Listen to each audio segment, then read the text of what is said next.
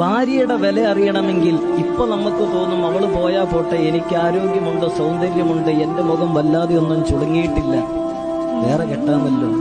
ഇതെല്ലാം നഷ്ടപ്പെട്ടു പോകും. ഈ യുവത്വം പോകും, കറുത്ത താടിയും മുടിയും പോകും, ചുക്കിച്ചുളഞ്ഞ് മുതുകത്തൊരു കൂനുമായിട്ട് വടിയിൽ താങ്ങി നടക്കേണ്ടി വരുന്നൊരു കാലഘട്ടം കടന്നു വരും.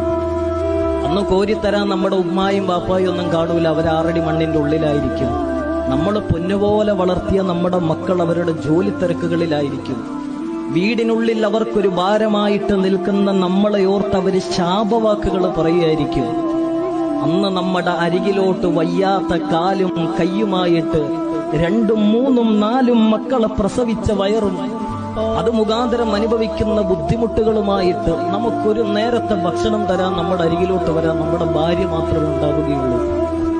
അതുകൊണ്ടാണ് ഉമർ ബിൻ ഖത്താബ് റളിയല്ലാഹു തആല അൻഹു പറഞ്ഞത്, മറ്റൊരാളെ ആശ്രയിക്കേണ്ടി വരുന്ന അവസ്ഥയുള്ള ഒരു പടുവൃദ്ധനായ മനുഷ്യനോട് ചോദിക്കണം ഭാര്യയുടെ വില, അവൻ പറഞ്ഞു തരും.